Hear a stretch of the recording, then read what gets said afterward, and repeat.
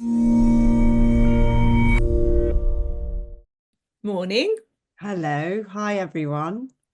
Natalie, will you describe yourself and then I'll get going and ask you the questions. Absolutely. I'm Natalie. I'm a white woman with long dark hair, and today I'm wearing a green cardigan. And thank you. And I've explained that you're our commissioning editor for broadcast and online strategy at the space, and one of the people who looks through applications. So let's just get into that. We've timed this to coincide with the space commissioning round. And could you just start by sharing some thoughts on what the space is looking for? What kinds of ideas do you love? Yes, absolutely. And yeah, a reminder that the commissioning round is currently open and it closes on the 29th of May. So please do apply. What we are looking for is great digital projects in any artistic genre and in any digital format. So it's quite broad. Unusually, perhaps at the space, we're also actively looking for projects from organisations who want to try something new or want to be more ambitious in their digital work than perhaps they've been able to be previously. So we're not just looking to fund things that you've already done before. That's because the space commissioning round isn't just about the money we invest in our projects. We want to support you to try new things with the expertise of a dedicated executive producer from the space's core team, input on marketing and distributing your work, and through access to our network of specialist freelance associates as and when you need them. In terms of the application forms themselves, what I look for is a clear vision on what will be created through the funding and support available, a focus on who your target audience is. You might not know how to attract that target audience yet, and we can help you with that. But awareness of audience is really key because on the internet, as we all know, it's not a case of if you build it, they'll come. It's a very, very noisy space.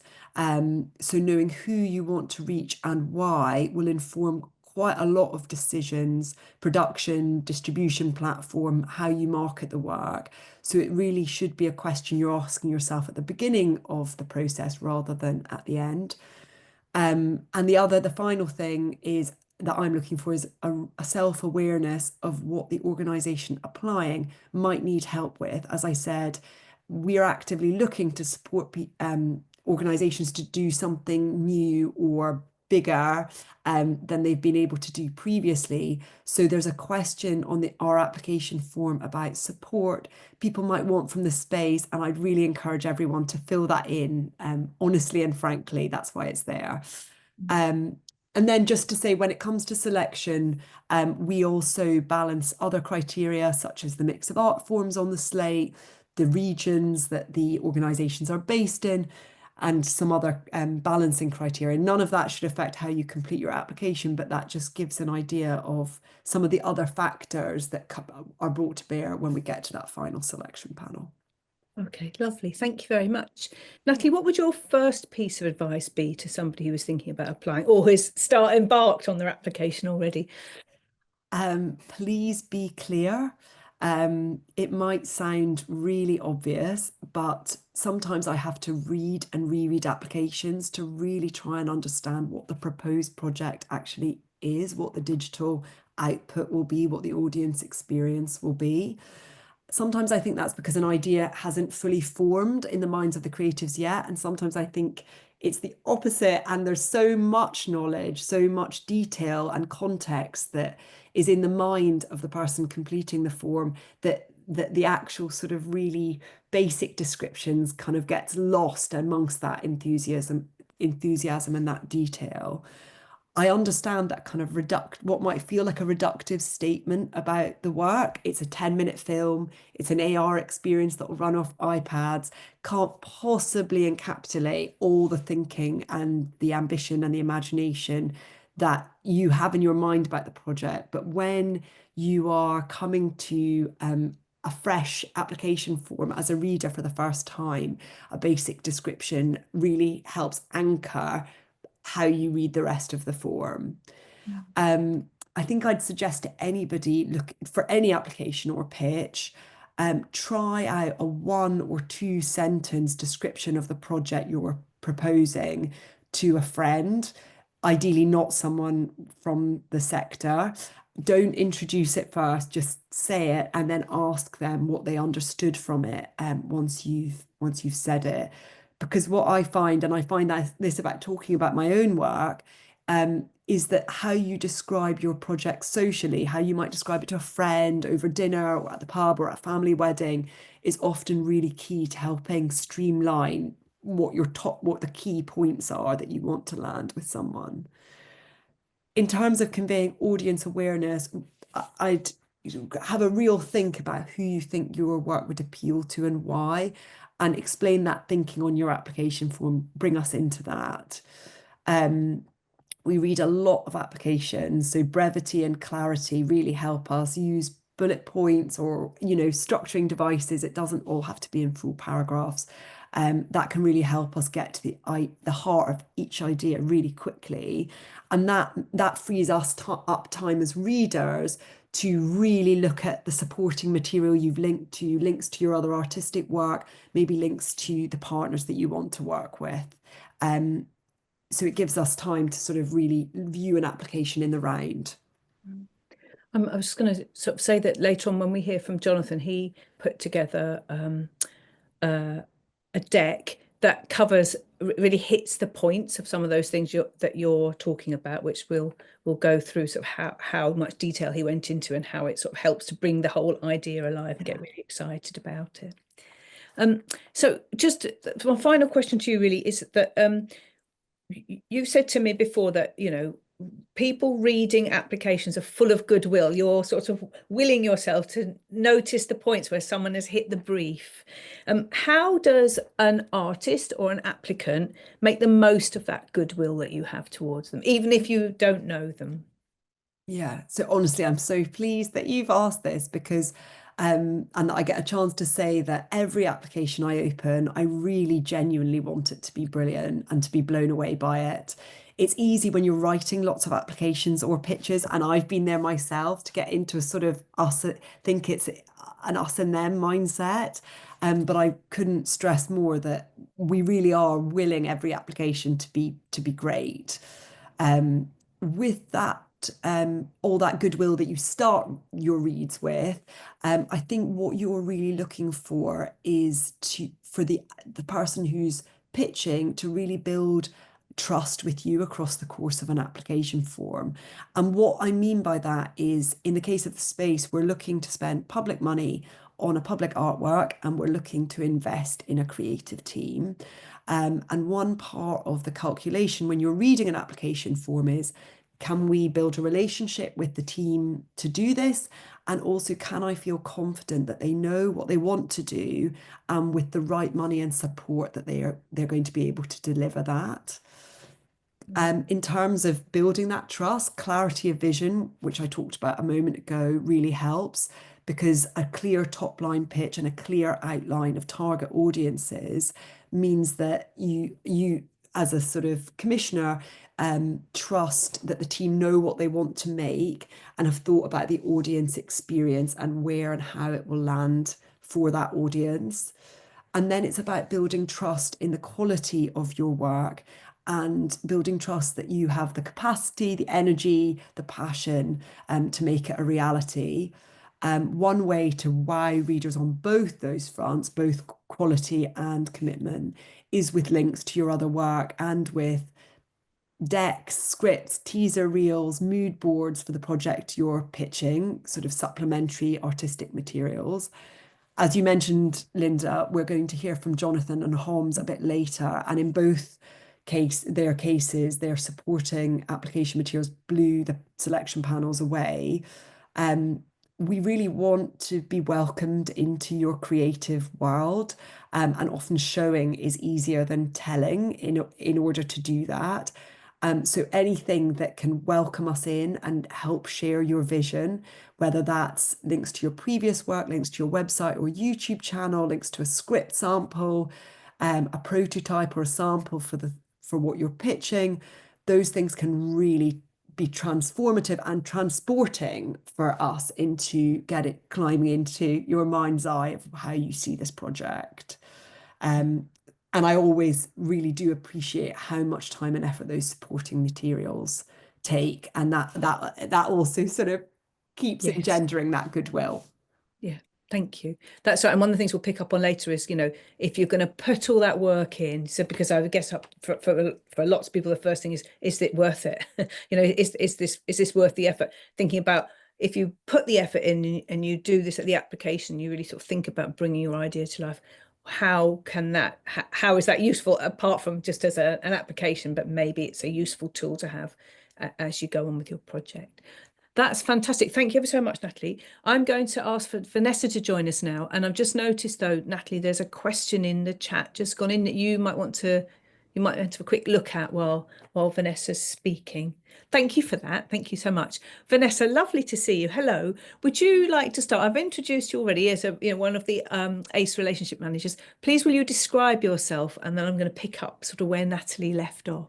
Hi, Linda. Hi, everyone. My name's Vanessa.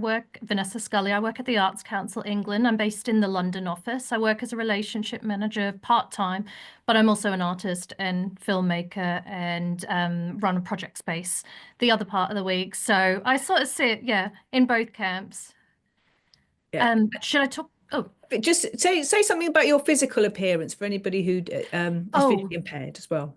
I have black hair, tan skin, and I'm wearing a colourful jumper. You certainly are. It's very lovely. Thank you.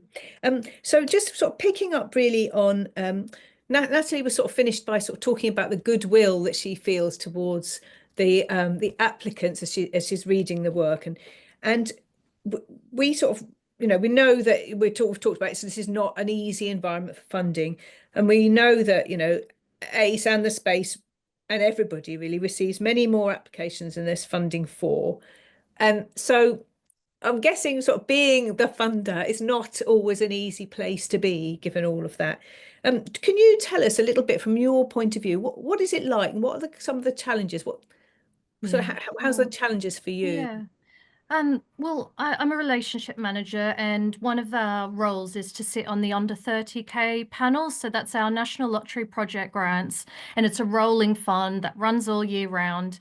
And I guess to sort of be more specific, we have an under 30K fund. So generally, that's a fund that's available for anyone to apply, but generally we have a lot of first-time applicants apply to that fund. So panels happen weekly in London, and there's generally 2 panels a week and 60 applications that come to table. So the success rates at the moment are very low. So to give you a sense of that, yesterday I was on a panel, we could only fund 4 out of 30 applications. So it's about, 25% success rate at the moment, but yesterday it was about 13. So we're getting a lot of applications that are resubmissions, and sometimes people are coming in 3-4 times and they're just not getting funded. So part of our job is to look for a good application, and part of that as a development agency is to support and develop applicants to develop good applications. But often there's just not enough money at the table to fund good ones. That's why we're getting resubmissions. Yeah. So that must be quite hard for you, I guess. Oh, absolutely. Because we see ourselves as a development agency, and we support and develop talent and champion good ideas, but equally we just don't have enough money. So I guess National Lottery Project Grants is funded by lottery money. So as a plea, buy a lottery ticket, and that money goes back into cultural projects. Yeah, I don't think we talk about where that money comes from enough. So yeah, that's part of what we do as well to sort of champion the funding route for that. Yeah. Thank you. And so you're saying a lot of your work is advisory, it's development, it's support. What is the advice that you really like people to take notice of? Sure, yeah. We offer advice giving surgeries, but before that, we would definitely recommend for applicants to look at the website and look at the guidance, but also to read the Arts Council strategy. For the under 30K fund, it's not necessary, but if you want your application to be competitive, and by competitive, I mean a strong application that's going to sit well and be strong against other applications that are on panel, read the guidance and the strategy, because then that way you'll know what the strategy is, what we're looking for in a good application, and what the outcomes are, and what audiences you want to serve or work with. But then equally, how we expect you to work with the sector as well. And that's what a strong application looks like when you're actually using Arts Council specific language. But then that relates to how your project looks. So often, if I'm giving an advice session, I'll say to the applicant, tell me about your idea, your project in your words. Forget about the guidance, forget about the strategy. Tell me what your project looks like. And that gives them an opportunity to say it as it is. And I guess Natalie just said that in terms of like the social idea behind the project. Like, talk to me as though, I'm a friend and you're trying to, sell this idea to your friend, and say it in a really simple sort of way where it makes sense and avoid art jargon. Because equally at the panel, there's going to be other art form specialists that won't know the language that you're speaking. Perhaps you come from this film sector or the visual arts sector, and then there's a literary or a music art relationship manager on panel, and they don't understand that language. So I would say simplify it and boil it to the essence of the idea.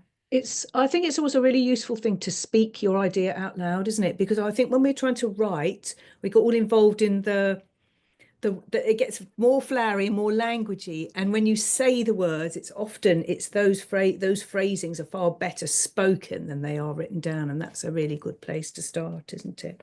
Absolutely. And then there's another part of the application form which I'd really champion, where it's an opportunity to talk about your idea and track record. So that's by either including an attachment or including a web links, but I would always recommend to include an attachment, and that's up to 5 pages long. And from there you can include images. I think Natalie also said this as well. Sometimes seeing the idea is better than speaking the idea, and then you can include drawings and also testimonies from organizations or partners that you've worked with in the past that can speak to you and your idea.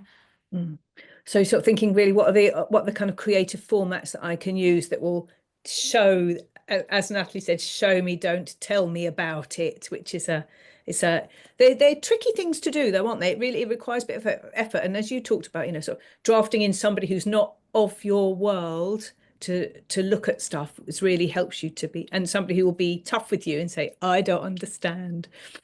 So what is there anything, Vanessa, that would make an idea or a proposition sort of jump out at you and make you think, my gosh, this is amazing? Yeah, what makes something absolutely. stand out for you?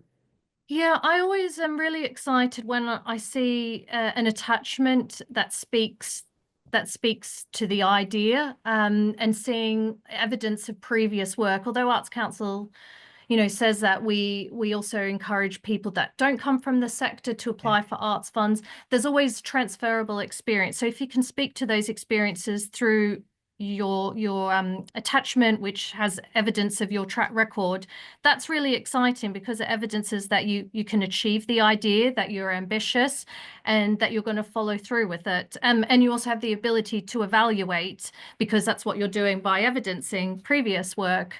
So I'm always so excited seeing really strong images, and if you do work in a medium, always have a photographer to document your work and have good photographs, and that's like evidence that you have a track record and you've got a CV and you've got images to show for that. So that's sort of what I'm looking for: strong images alongside strong ideas. Okay, lovely. Thank you very much. And we haven't, well, let's just say that the idea of, we sort of start with the kind of what's at the heart of an idea and sort of knowing why you're doing what you're doing. That's really important. And I know that Holmes and Jonathan again will echo this, sort of starting with your sort of creative vision.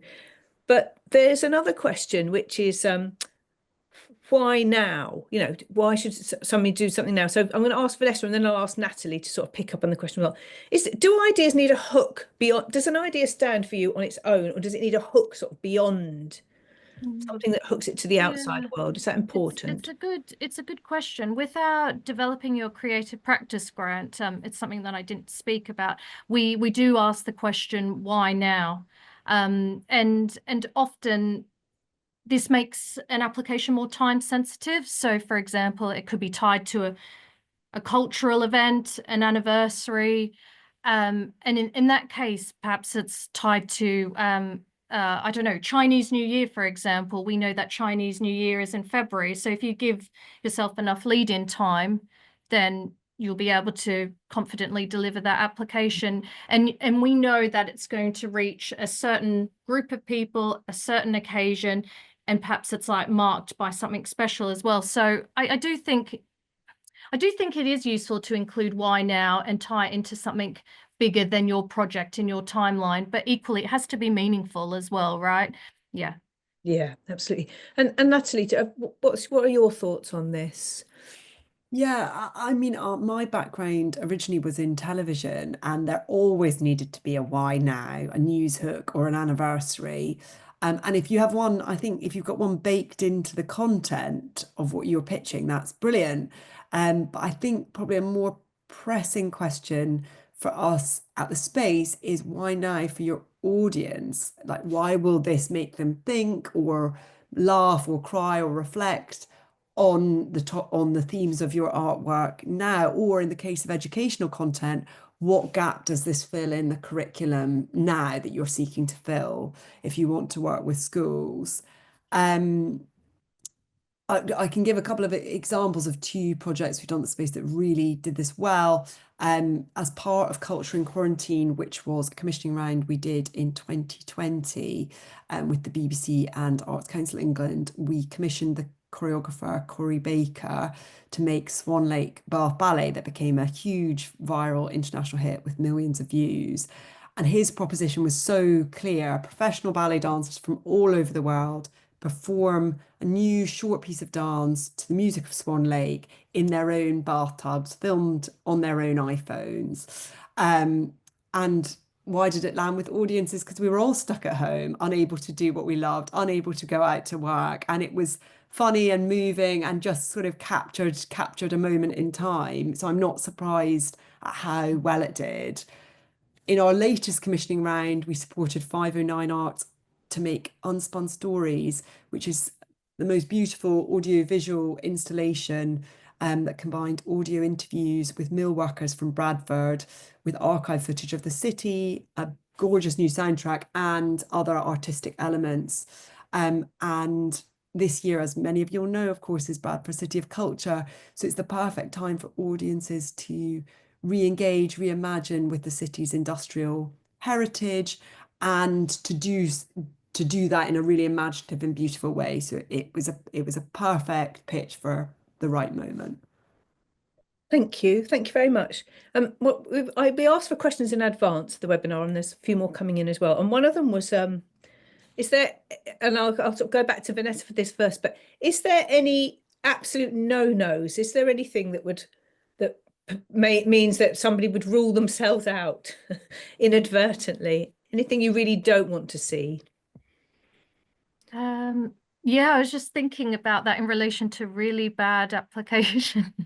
Yeah. What is a really bad application? Yeah, I'm not sure I've seen any really bad applications, but I guess because Arts Council allows for resubmissions, I mean, I think you need to have an honest conversation with yourself as an applicant. I mean, I'm an artist and I have honest conversations with myself. So I say this in a really sort of um I just say it in a really genuine way to put that time aside. And if your project isn't funded first, second, or third time, perhaps it's not the right project at the right time for the Arts Council, because Arts Council will allow you to resubmit. And I've seen applications come in seriously 16 to 17 times, and that person that's applying has to have an honest conversation with themselves about this application. Is it strong enough?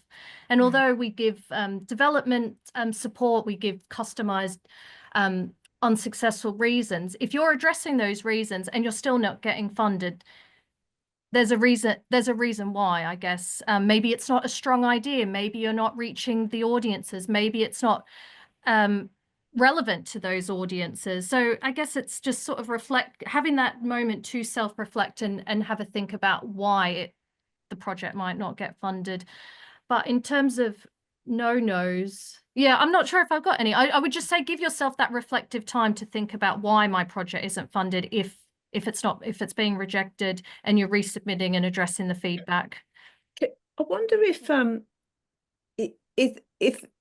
what about sort of somebody whose project is quite sort of generic and is applying for, I mean, they might not think it's generic, but, you know, if they're applying for more than one fund, somebody's asking the question about, you know, trying to apply for two things at the same time. Do you have to shape everything to the needs of, you know, would you know if somebody had sent an application that they'd already sent to, I don't know, Heritage Lottery Fund or someone as well? Would you realise that, and would it put you off at all? It's hard to say in honesty. I mean, with the developing your creative practice fund, it's so personal to the fund. It's an opportunity for you to develop your practice, test some R&D, do some skills development, try a new medium, and try something new, essentially get mentoring. So I feel like a lot of the funds, although there's a criteria and it has to relate to strategy and you have to read the guidance, a lot of it does come from a place where you do have to do a lot of self-reflecting and planning. And I think all the projects that do come in are really good and strong. And like yesterday in my pack, we would have funded at least a third of the 30 applications that came in. There just isn't enough money to go around. I mean, I think artists and producers just have such great ideas, and they're so honest about what they want to do. I feel there's so much generosity in the applications. Yeah. Thank you very much. There's also again, just quickly, if you don't mind, I think for Vanessa, a question about minoritized artists who haven't got a back catalogue. What would be your advice to somebody in that situation? Yeah, absolutely. I mean, we Arts Council do support early career artists and early career producers or cultural workers. And part of our balancing criteria was to support individuals and first-time applicants. But currently, our balancing criteria is around supporting applicants that come from priority places, and their project could also be based there, but equally applicants who come from the global majority as well. So there is a balancing criteria in terms of inclusivity and relevance.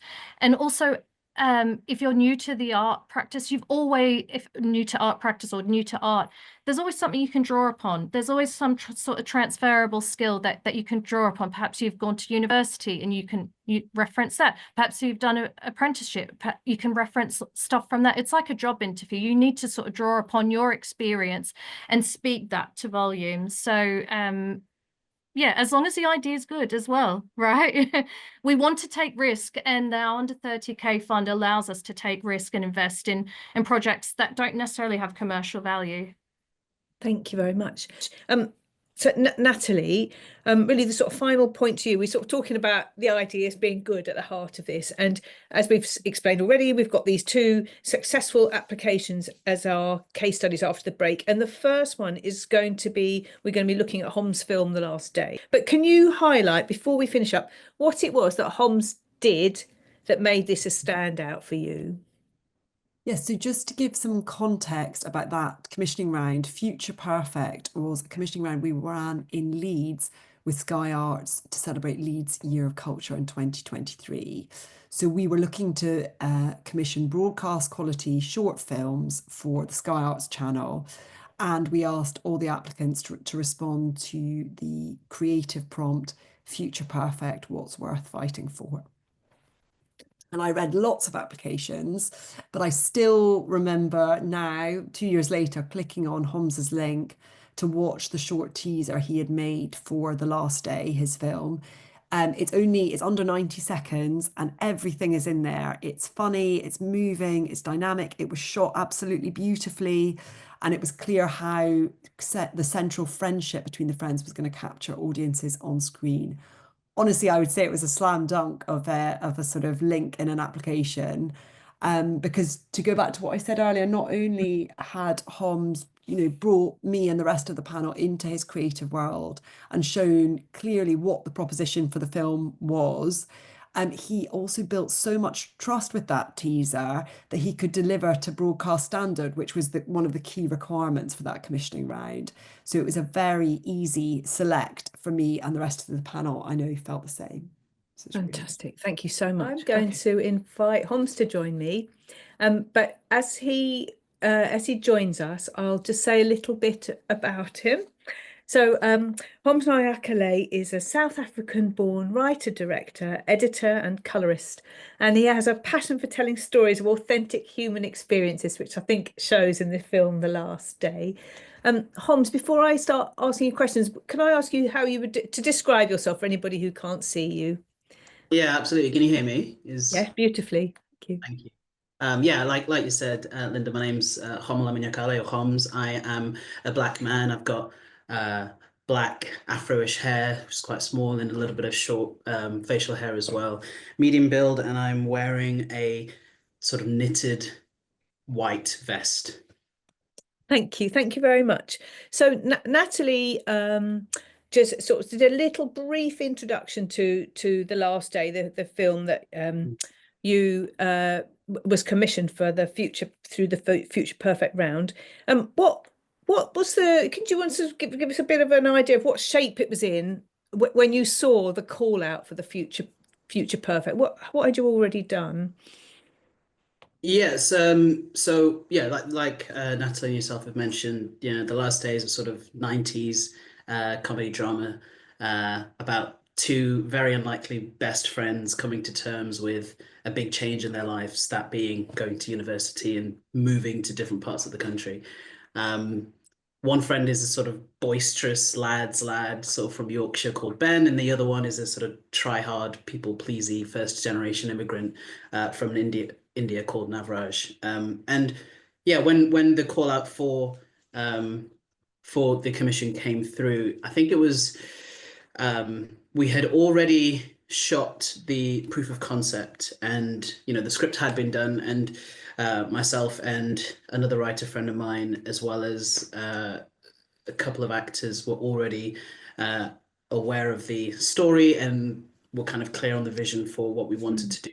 But I think that when the call first came out, I wasn't actually sure if this was like the perfect thing for the film, and so we sort of talked about it, and as in the people around who had been a part of the proof of concept, and once we actually saw the brief and the description, as Natalie was talking about earlier, we felt like it was just an absolute perfect fit, because the story itself is it is ambitious, because we're kind of telling a story that's not in this era, very 90s and very nostalgic in that sense, but also it was about Leeds, and it was about people who live in Leeds, from all different backgrounds and different sort of stages of life. And I think the brief description of like what's future worth fighting for is exactly what these characters are kind of fighting for. They're fighting for their friendship, the future of their friendship, and so it did feel like a perfect fit when we went into it. And so I then created a pitch deck, and we put together the proof of concept as in edited it together, and yeah, that's kind of submitted. I'm sure there's more sort of deeper questions to go into. Yeah. That's the brief.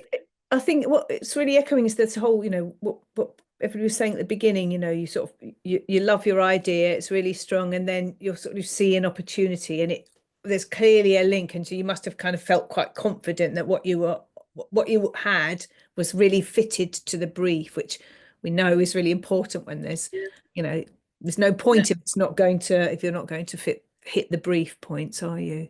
Yeah, absolutely. And what Vanessa and Natalie were sort of touching on there is exactly kind of what I felt really passionate to sort of speak about as well today, is that really kind of understanding the what the commissioners or the funders are trying to achieve with their funding is so important. Not just because obviously you know, they're looking to fund a particular type of commission. But I think from us as like the artists, being able to partner with funders and commissioners who actually are aligned with the kind of art that you're trying to make. And I think it's not just a way for commissioners to sift through projects. It's actually an incredible way to partner with people who are trying to champion exactly what you're trying to do and trying to make. And so, yeah, with the proof of concept and the pitch deck, it was pretty clear to me that the commission was exactly the right fit for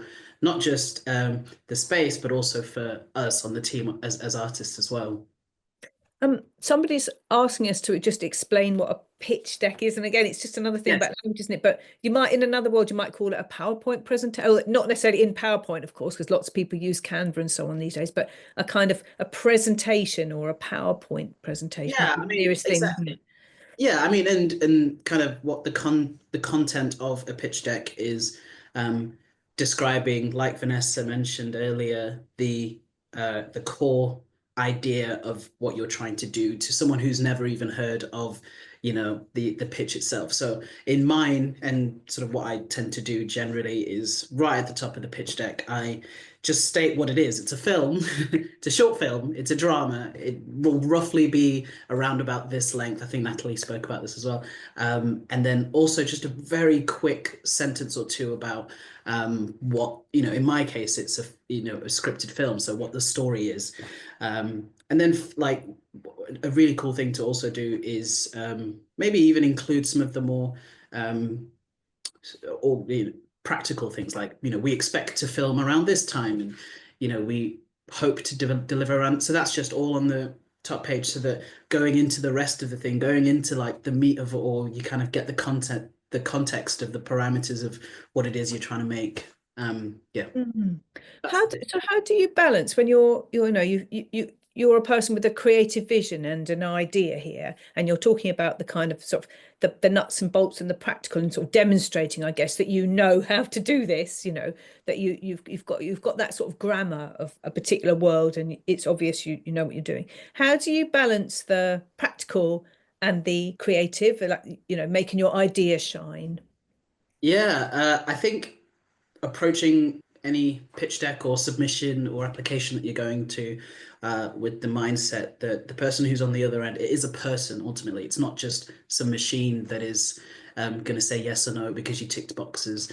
And that person might have no idea about any area of your expertise or your artistry. So I don't think you should be afraid to kind of talk about the creative aspects, but also just be aware that you're also talking to someone who might not know, and so you want to be able to give them the best chance to fall in love with your idea just as much as you have, you know. So yeah, just approach it with a very open-handed sort of way, you know. Yes, thank you very much.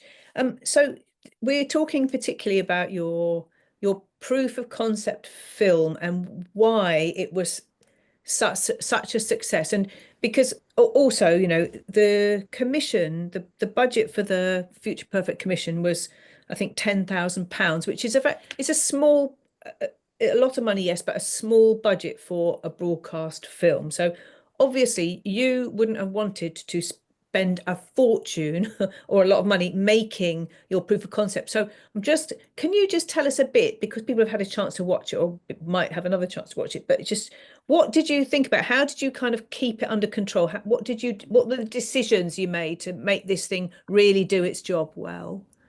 Yeah, so the first thing I kind of had to decide on, I guess, was what part of the film are we going to share? What part of the 15-minute film do we want to include in this 90-second teaser? And while there were so many areas of the film that are probably more creatively expressive or present me in a you know, I don't know, like a creatively cool way or whatever, I think the first thing was that I wanted to keep the core thing, which for this story in particular was the dynamic between the two characters, Ben and Navraj. That was at the heart of this story. So less to do with the stylistic choices and maybe art direction or even cinematography. But the thing that will make someone love this story is whether or not you believe in these two characters, whether or not you can follow them on their journey. So for me, that already cut out like quite a few scenes that are great and definitely needed, but don't quite, communicate as powerfully the heart of the story, which is Ben and Navraj. And then the second thing was the practicality of it. In a proof of concept, I think the temptation is to show the very best of best looking parts of the story or the most impressive moments, in the story beats and what have you. But I found that doing the bit that you can do as best as you can with the little that you have was the thing that I think completely drove the decision making in that process. And so initially we were like, okay, what scene works best? A really cool scene would have been the introduction scene, which takes place in like this house party where there's like a bunch of people, lots of loud music, and it's a whole sort of choreography essentially. And so that would have been amazing to show, but with basically no budget, and being able to do that proof of concept would have been, I think, a bit of a disservice if we tried that, because we didn't have a proper location, we didn't have a proper budget for supporting actors and things like that. So instead, we just whittled it down to what was practically available to us. And our amazing two actors, Jake and Shebs, they were so willing to just give us their time on one evening. And I just put some lights in on an alleyway behind my house. And Just in an alleyway. yeah, it was just one alleyway behind my house. And we just spent one evening, I think it must have been like 4 to maybe 6 hours. And I had a producer friend of mine who ended up being our boom operator to to do the sound. And it was so, rough around the edges, a bit janky, but it was the scene that communicated not only the heart of this story, which is Ben and Navraj, but it also gave Natalie and the rest of the team a taste of the art direction that we were trying to go for. We bought like from a charity shop like a proper like 90s tracksuit jacket. We found this boombox that I found on Facebook Marketplace for, it was either like £5 or free. This guy was just collecting a bunch of these old sound systems, and I told him about the film, and he was very excited, and he just kind of let me have the boombox. And then yeah, we shot it in the alleyway. It's really rough around the edges, but again, the point is not necessarily to show the perfect thing, but it's to show a taste of what the perfect thing will look like, hopefully. Yeah, absolutely. Thank you very much. And I think we'll hear from Jonathan, and then I think that there's a sort of principle at stake here, isn't there? Which is not everybody is going to be making a film, but there's something about using your artistry and thinking, what did you just say? Doing the best you can with what you have, and not wanting to spend a fortune. Thinking about what is in your gift. What do you know you can put across really well? Absolutely. To this.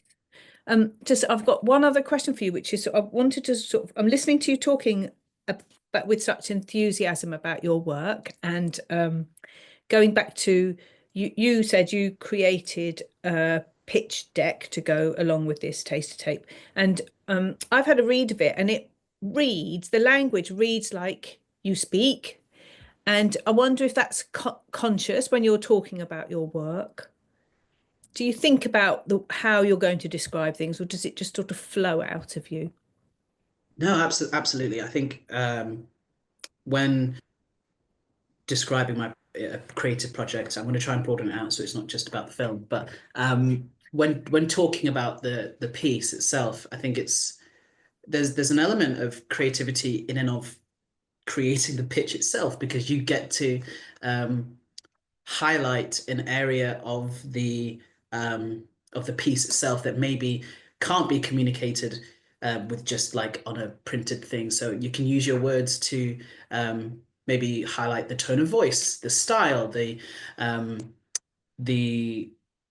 lightness of it, or the heaviness of it. And I think you can use language as well to put the readers in a place where they kind of feel the elements coming together from just reading it. You know, for example, like more recently on a sort of something I'm working on currently, the tone of voice was very different to something, for example, The Last Day. Still sounded like me, like how I'm speaking to you now, but the words that I chose to use, I think, reflected this. It's basically like a reality TV type thing that I'm currently working on. It's not a reality TV show; it's a drama about reality TV. Anyway, that's beside the point. The fact that I was kind of using a lot of these sort of really heightened emotional language in that to kind of indicate the style of, you know, how reality TV is, and that hopefully gives you an idea of the story that I'm trying to tell without going too much into the stylistic choices. You kind of feel it just by reading it. You feel that this story is a sort of Leeds-based 90s drama about teenagers. You know, the language used is very very simple, very I hope positive and clear, I hope. It's storytelling, isn't it? You're sort of demonstrating how you approach that in your format. That's fantastic. Thank you very much, Homs. I'm going to, that's a really interesting insight into your work. I'm going to invite Jonathan to join now, but I'm suggesting you might like to put your camera off, because I'll be spending the next sort of 10, 15 minutes talking to Jonathan. So I'll call you back at the end of that, and then we'll sort of have a bit of a pick up on both of you. So thank you very much. Hello, Jonathan. So I don't think I said this at the beginning, but we're delighted that Jonathan Watkins is also joining us. Jonathan's an award-winning choreographer and director who works across film, theatre and dance. And he is launched and is responsible for Ballet Queer, the UK's first LGBTQ plus ballet company. And Jonathan's piece of work is was commissioned, I think, in our last round, and it's called This Is How I Move, Naya. And so that's really we're just going to pick up from where Homs has been talking and get you to sort of tell us a bit about the project and what stage it was at. So to introduce This Is How I Move, Naya, and tell us what stage you were at when you started putting your application together. Okay, hello. Hi everyone. Will you describe yourself as well? I'm sorry, I forgot to ask you that. Hi to everyone I can't see. I'm Jonathan Watkins. I'm white male. I go by he, him. I've got slicked back hair. It's in a little pony, and I've got a beard and a burgundy top with a white t-shirt. Thank you very much. So sorry, I interrupted you, and I was asking you, I'd asked you if you would sort of tell us about the project and where you were at the start of your application process to the space. Yeah, so first off, just to say that this actually was the second time that we'd applied to the space. So we applied in 2023 and we applied in 2024, successful in 24, unsuccessful in 23. So I think that's really important to know. I think in the meantime, between that time, we'd launched the company, we'd developed our kind of values and manifesto, and the work that we wanted to do is kind of in this film. And so it actually became the first public facing work that we produced. So This Is How I Move, Naya, we hope will be a series, and this is the first of them. And I wanted to set out to platform other people's voices and their experiences, and what their kind of journey was with this art form, ballet, that's so traditional, so gendered. And I'd actually worked with Naya in 2022, and we sort of organically birthed the idea in a studio within an hour. And it kind of rolled on for about a year, and then we applied, and knowing now what I know. It wasn't really ready then. And actually I know we're talking about pitch deck, but I'd not really heard of that either. Yeah. I mean, I think for me, it's a way of expressing ideas that could potentially be written, non-words. It's like, it almost feels like you can take control of the idea because, yes, of course, we have applications and questions to try and convey an idea. But with this form, I feel like I could put a little video of Naya and you could do an audio note if you want. Like, you can take control of like what you can express and communicate to not just funders, but partners, collaborators, creatives. And so actually it's so mutually beneficial. It's not only for funders, it's actually for you and for creation and to kind of form and challenge and interrogate the idea. And even though it looks, it's, what is it, like 12 pages or whatever it is, it's a way of like, what are the visuals? What are the ideas? Like, what do we really want to do with this? And it kind of gives you a parameter to express what you're trying to do when you've not even done it. That's great. Thank you. And you very kindly allowed us to share it with people so they'll be able to see what you're talking about. So it sort of really want to pick up on some of the things that are in your pitch deck, because it was one that my colleagues loved it. The people who read it had lots of lovely things to say about it. And I'm going to get to some of those in a minute, but I just want to go back and can I ask you a nosy question, which was that you said, knowing what I know now. And I wonder what would you have liked to know at the beginning that you know now that you didn't then at the beginning? Is there anything else? I mean, you talked about it, but what I meant is about the actual work itself. Like, there was so much development in the company and in what we were trying to achieve and what we are trying to achieve. So it wasn't fully formed as an idea and it didn't have the trajectory of like wanting to do a series from different perspectives. So I was able to kind of have the overview of that to then be able to be like, this is the first one and this is the person that we want to work with and this is their story, because it's really a collaboration, holding that process and the film for Naya, which I hope comes across that is very much like in collaboration with her. Yeah, absolutely. Thank you. So you're putting forward a really good argument, I guess, for doing the work of pitching is helpful to you in sort of thinking about what it is that you're making. And it's hard work, but it's really worthwhile in terms of your project through the whole process. Yeah, I think, like, let's be real, like, we're in massively challenging times. Yes. And so, it's stuff on a computer. It's like, but it's also down on a page, like to translate to people that might not understand or might not know. But if you are then unsuccessful, you still have something to carry on to kind of go to other people with and, to try and get it in front of different people's eyes. But also like, we worked with 16 creatives on this for very, not a big budget. And I needed to be able to be like, this is what we're trying to do.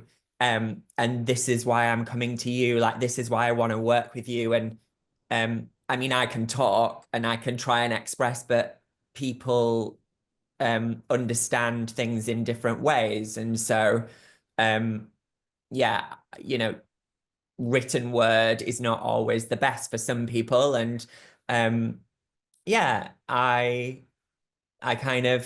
it just kind of evolved, this pitch deck. I feel like I've said pitch deck so many times, I've not said. No. What else can we call it? Just an expression of like creativity through like, visualization.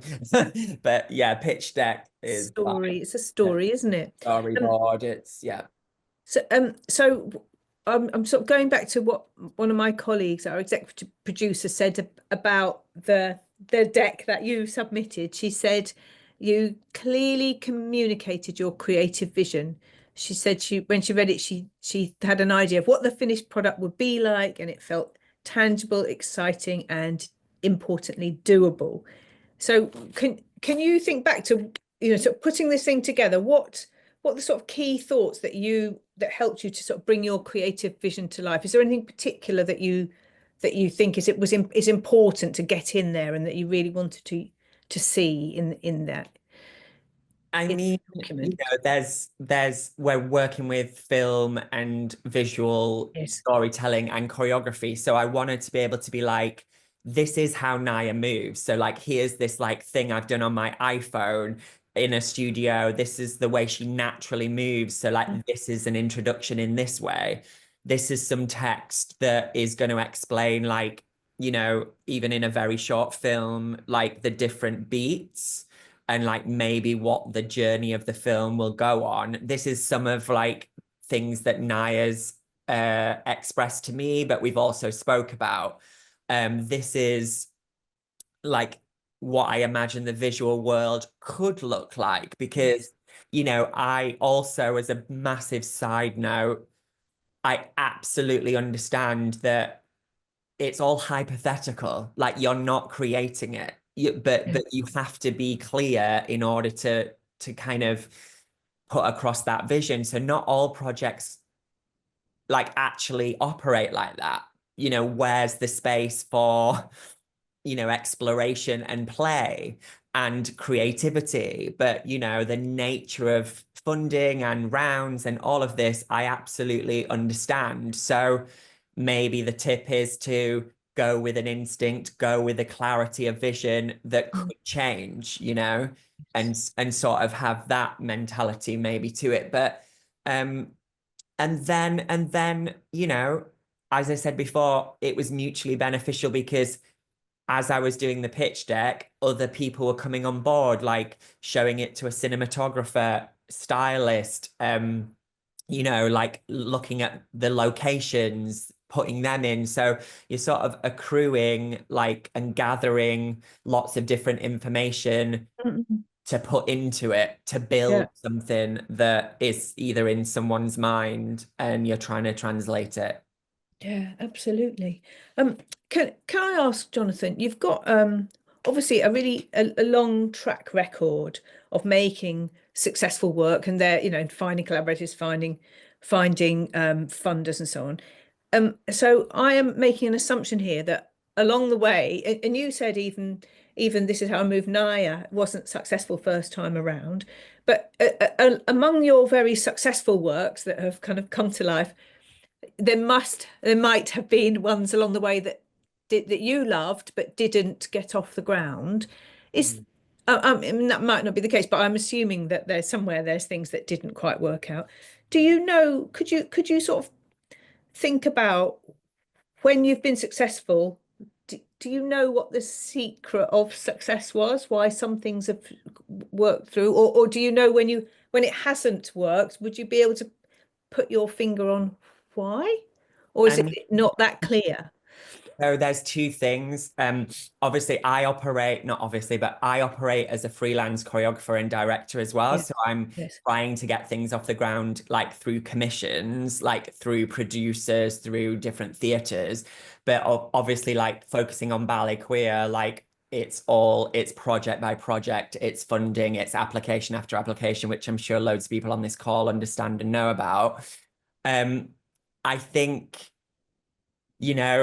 with funding, you've got to have the resilience, and the unsuccessful things are like, can they spur me on to be like, no, I do believe in this work. Like, no, we're gonna have to go down. We're gonna have to be guerrilla. We're gonna have to like, do this. We're gonna have to split it up. So I think if I'm being like positive and philosophical, when things have not happened, I've tried to think of it like either it's not meant to be, or I'm gonna like go for it even more. And so like that's kind of spurred me on. And also like I'm not doing it in terms of Ballet Queer. I feel like it's beyond me, and like I'm hopefully working like on behalf of other people to to kind of showcase their talents, and looking forward and into the future, that is what I've set this up for. Like, so that's a bit of a different vibe as well, to kind of try and champion other people's work and get funding together so we can do those things. Having said all that, it's really difficult and it's really hard, and I'm not overlooking that, because Spirit and Will can't, can only, keep you get to your end of your tether with it, so yeah. Has that kind of answered that? It has, and it's reminded me again that one of my other colleagues said that your deck, what you're saying about the company ethos, the Ballet Queer ethos, and that being a really important, like, you are the work, as it were. And she said that the deck really clearly communicated your identity as a company, and I think that is interesting, because it's worked, hasn't it? That's, that feeling for you is so strong, and you've managed by your sort of clever use of everything at your disposal to get that across to somebody who didn't know you as an organization before.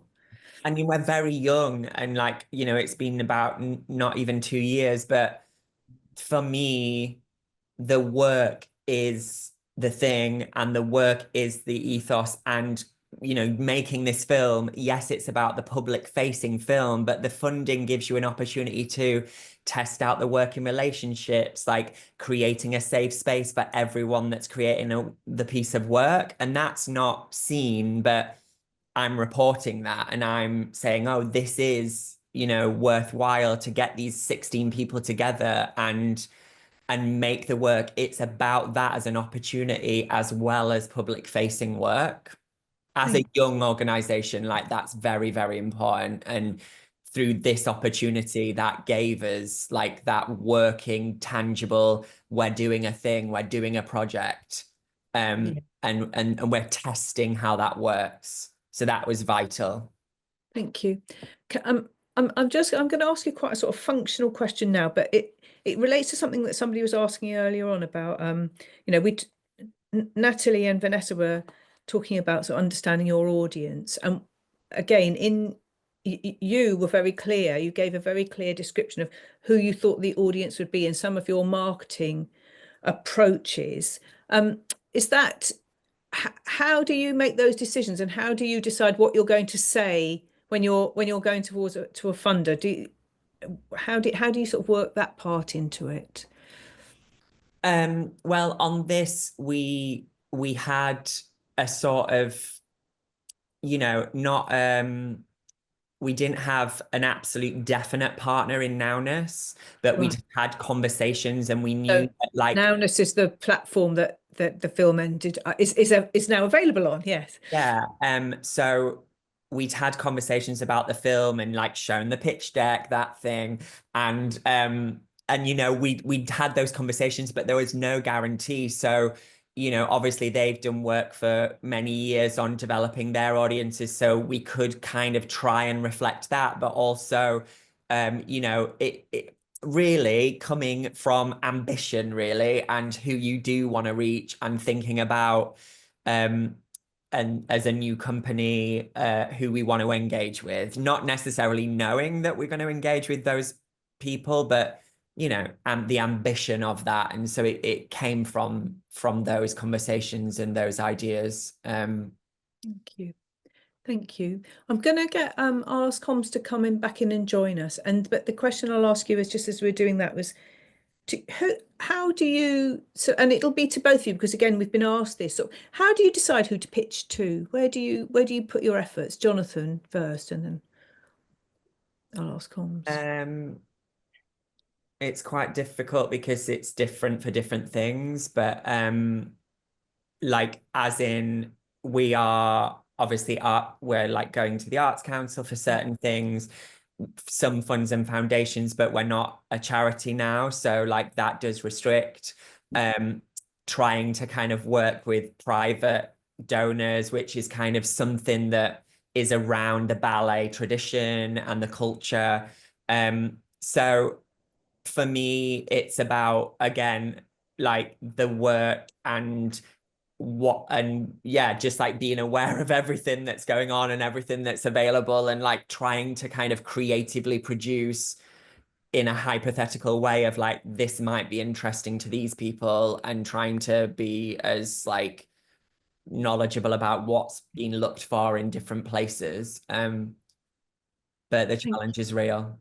Yeah, thank you. Thank you for acknowledging that. Yeah. Goms, from you, is there anything that you know, where do you think, where do you look for or decide where you're going to pitch to?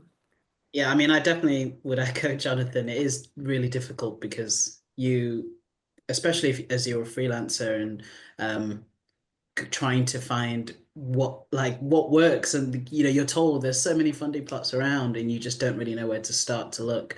For me, I think one thing that does determine, like, at least help whittle the searching process down is, if it does work with the project itself. It is so project by project based, and starting big with like your arts councils, your recognized names. Like in my case, Film Hub North is a great place to find resources and fundings. There's so many creative cultural bodies out there that have like a list of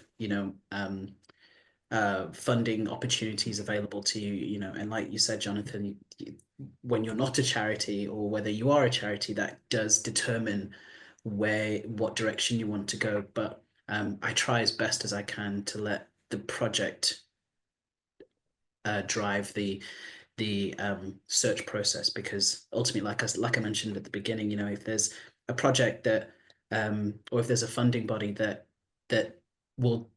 are looking for projects like yours, then that's where you want to put as much of your effort in, because then that that there's an alignment there. And then there's also a benefit in terms of after the project's finished, like that the impact on your work will be aligned with where the commissioner's work is going to as well. So and then obviously, like you mentioned, Jonathan, there is private body funding and stuff, but I'm still trying to figure that one out. Indeed. Thank you. And I suppose I wanted to kind of ask you to think about, you're so much of your own world, and your work sort of it represents you so much, and you're using your own sort of skills to think about how you sell your ideas and make them really come alive. Is there any principles? Not everybody will be thinking about from the perspective of being a choreographer. Not everybody will thinking about making a taster tape, but what kind of principle do you think is really important when you're pitching your idea, sort of regardless of format? Is there one or two things that you would say, Homs first, about that would apply regardless of art form or background or whatever? Yeah, absolutely. I think the top is authenticity. Making sure that you are communicating the heart of why you're doing this thing that you're doing, but also why you're passionate about it as well. I think often, whether it's other fellow creative that you're trying to bring on board, or funding bodies, commissioners, etc., people are excited and so much more willing to buy into your vision if they can see that you like your vision too. You are passionate about your vision. It makes for a much sturdier hand to lead the charge. So yeah, that's probably the top thing. And then secondly, finding the heart of the thing that you're looking for. So for people who have no idea what the project is or how to visualize it in their head, you can start off small by going, it's about, for me in my case anyway, characters are king, and it's about these two really broken people that are trying to find community, find friendship, and find a new way of doing things, and from there you can start by building that out. I think that's Lovely. Thank you. Jonathan, have you got anything to add to that? I saw you nodding a little bit. Yeah, I just echo that. And yeah, I mean, I know these words are easy to say, but I would just let like the unsuccessful like activity shape the idea. So like, if you get a lot of rejections, like, yeah, you might say, oh, we're not going to carry on. or it might lead you to, no, we're going to get, like, by hook or by crook, like, we're going to get this done. We're going to change route. We're going to, like, do it for less. We're going to do it guerrilla. We're going to do it on our phones. Like, you know, it's like the art is the thing, and just leading with that. And, you know, of course, we're on a call about funding and we need money, and there's so much work that's unpaid in this. You know, I saw a comment there, and you know, I'm doing the pitch deck on my own and I'm not getting any money for it. And like, you know, my company is me and now one other person, you know, so it's like, it's not some big like operation. But I think that's where you have to just focus down on, like, what do I care about? What do I want to say with this? And how can we get it into the light of day? And I think if you can lead with that and let that shape, then that is just, that's the path. Thank you. Thank you very much. I'm going to ask Natalie and Vanessa to join us, but I'm just going to kind of ask Natalie and Vanessa. Well, I'll start with Natalie. From what you've heard from Holmes and Jonathan, is there anything in what they're saying that strikes you, or anything that you'd like to pick up on? In fact, yeah, go on, Natalie, and then I I'll think as a funder, it's really heartening to hear that the process of distilling an idea is artistically valuable in terms of the creative process. And there have been comments in the chat about funding around, you know, unpaid work, as Jonathan referenced, that I have copied and will take back to the team. So thank you for everyone who fed back their thoughts and suggestions on that. But in terms of the process of an application form, and especially if creating the kind of additional application materials that both Holmes and Jonathan did, that process, I think it is a process of distilling that can be, Linda, you asked earlier whether applying to one funder, whether that application can be sort of ported. Generally, I think there are quite specific requirements for, you know, every application form is different, what the requirements are different, but that guiding star of what the project is, what that top line pitch is, what you want to achieve as an artist and your artistic vision, once that's been distilled down as clearly and succinctly as both Holmes and Jonathan were able to do, that is absolutely transportable to any funder, but also, as Jonathan referenced, any partner, team member. You know, it becomes a process of sort of being able to share a vision for the piece more widely, and that ultimately helps in recruiting a developer or director of photography. So it was really heartening to hear that we keep the space application form as short as we can, but also with as much latitude as we can, so people can put links to different kinds of work and share their artistic experience. But it's good to hear that it has a kind of creative function as well. Thank you. Vanessa, have you got any thoughts from what you've heard from Jonathan and Holmes?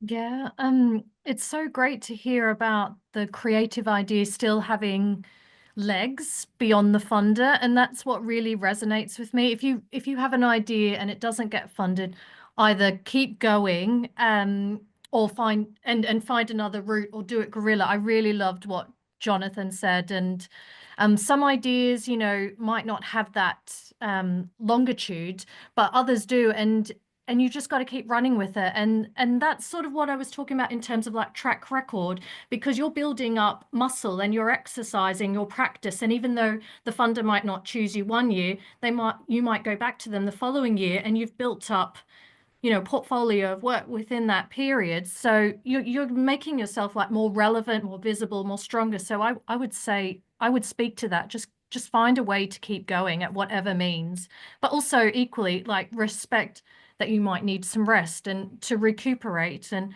to sort of flex the idea as well if you're going to go to another funder. Yeah, lovely. Thank you very much. We've got just 2 minutes left. I think we've covered, I know we haven't covered all the questions, but I hope we've covered the key ones and at least given sort of people ideas and thoughts. Is there anything, does anybody have a last sort of 30-second comment, a piece of advice, a tip that you'd like to give up to the audience before we finish up? Just wave if there's something in your mind. I mean, I'll just say to the people I can't see, like, absolutely just go for it, keep going. Like, we are all in similar situations, and believe in it, trust in it, and let this shape, and like, just don't take no for an answer. Just absolutely go for it. Thank you very much. And I'll say something as well in terms of the Arts Council funding as well. When you submit, make sure it's proper, like make sure it's a developed application and you've thought it through and you've got your partners in place and you've got your audience engagement plans and you've thought of everything before you submit, because we can see a half-baked idea. And if you're going to resubmit, and it's again half-baked, we're going to see through that, and you're actually essentially underselling yourself. So just take the time to develop your ideas and your partners, and then go for it. I would say plan. Thank you very much. Anybody want to, Goms or Natalie, have you got a last piece of advice? My piece of advice, although I'm not sure I can beat Jonathan's, because I think that is, Oh yeah, that was excellent. but it's slightly, this is where the space is a slightly different shape, as I said earlier, to the Arts Council, and we can take ideas that are kind of in, that there's a strong central idea, but maybe there are gaps in what or as in how to produce it or how to distribute it. There are, give us a go at the space. There's lots of materials out there about our commissioning brief, but we can definitely support you to try something new. And we really, really enjoy the projects where we can see capacity being built in individuals and organizations through the work that they do with us. Yeah, and I mean, if I could even add to that, Natalie, my experience with the last day was that it was so collaborative, and I think some of the worry as well for artists is feeling like when you have a commissioner who's commissioned you to do something, they might want to change the thing itself, or have more control over it, creative control. And I would say to everyone, that's not been my experience in any way, shape or form. Anyone who has commissioned projects that I've done, it's always been incredibly collaborative. And also, like, even with you, Natalie, like having your input from it as a creative outside of the immediate creative team of the project has been so valuable for me.